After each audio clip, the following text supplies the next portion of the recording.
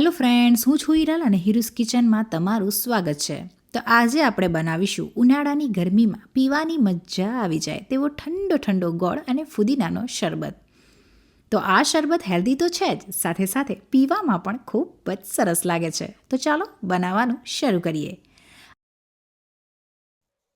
અને હા, તમને જો મારી રેસિપીઓ ગમતી હોય તો ચેનલને સબસ્ક્રાઈબ કરી બાજુમાં આપેલી ઘંટીને દબાવી ઓલ પર ક્લિક કરી દેજો, જેથી મારા બધા જ વિડીયો સૌથી પહેલાં તમારી પાસે પહોંચે.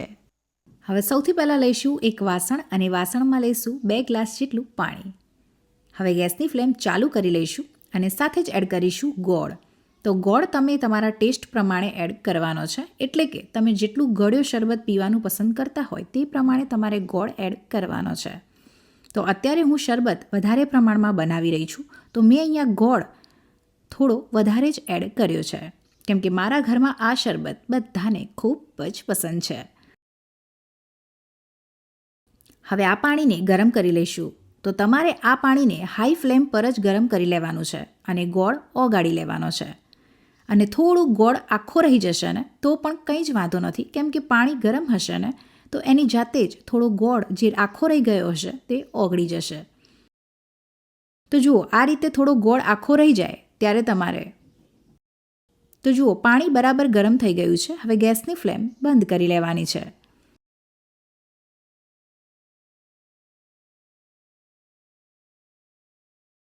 તો હવે આ પાણીને થોડું ઠંડુ થવા દઈશું. તો આ જુઓ, પાણી થોડું ઠંડુ થઈ ગયું છે. હવે ગોળ પણ ખૂબ જ સરસ રીતે ઓગળી ગયો છે. તો ચાલો હવે આગળની તૈયારી જોઈ લઈએ. હવે લઈશું મિક્સર જાર અને મિક્સર જારમાં એડ કરીશું ગોળનું પાણી. તો તમારે ગોળનું પાણી થોડું જ એડ કરવાનું છે, તેનું તમારે ખાસ ધ્યાન રાખવાનું છે.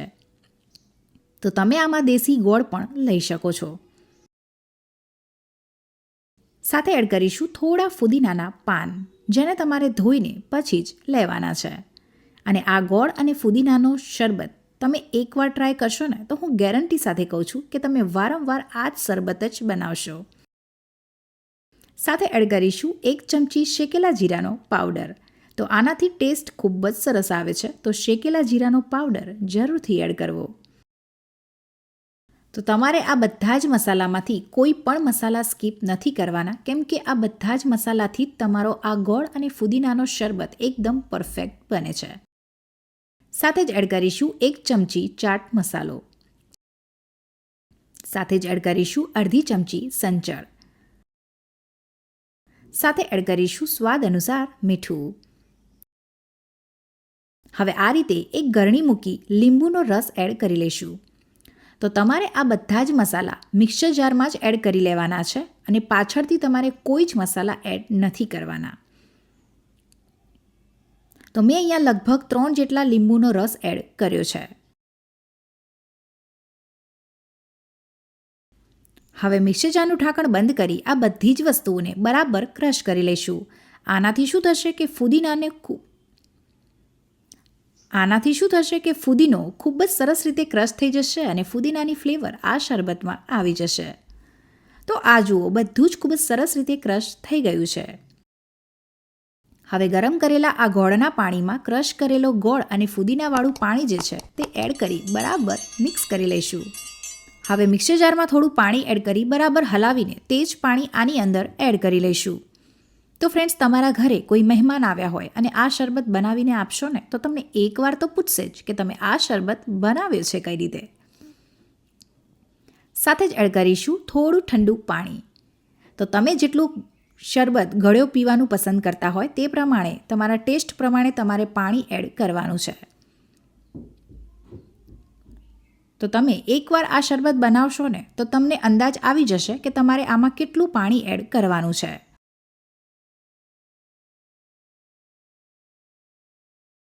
હવે આ રીતે એક વાસણ લઈ લેવાનું અને તેની અંદર એક મોટી ગરણી મૂકી શરબતને ગાળી લઈશું.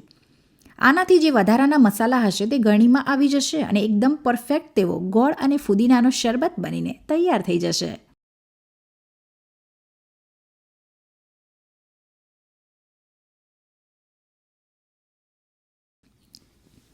તો આટલા ગોળમાં તમે વધારે પ્રમાણમાં ગોળ અને ફુદીનાનો શરબત બનાવીને તૈયાર કરી શકો છો, જે ખૂબ જ સરસ લાગે છે. હવે ગ્લાસમાં આઈસ ક્યુબ એડ કરી ઠંડો શરબત સર્વ કરી લઈશું. તો તૈયાર છે ઉનાળાની ગરમીમાં પીવાની મજા આવી જાય તેવો ઠંડો ગોળ અને ફુદીનાનો શરબત, જે પીવામાં તો ખૂબ જ સરસ લાગે છે. અને આ શરબત ટ્રાય કર્યા પછી તમે શેરડીનો રસ પણ ભૂલી જશો, તે હું ગેરંટી સાથે કહું છું. તો ફ્રેન્ડ્સ, તમને મારો આજનો આ વિડીયો કેવો લાગ્યો તે મને કમેન્ટમાં જરૂરથી જણાવજો. અને હા, હજુ સુધી મારી ચેનલને લાઇક, શેર અને સબસ્ક્રાઇબ ના કરી હોય તો સબસ્ક્રાઇબ કરજો અને બાજુમાં આપેલી ઘંટીને દબાવજો, જેથી કરીને મારી નવી રેસીપીની નોટિફિકેશન તમને મળતી રહે. Thank you for watching.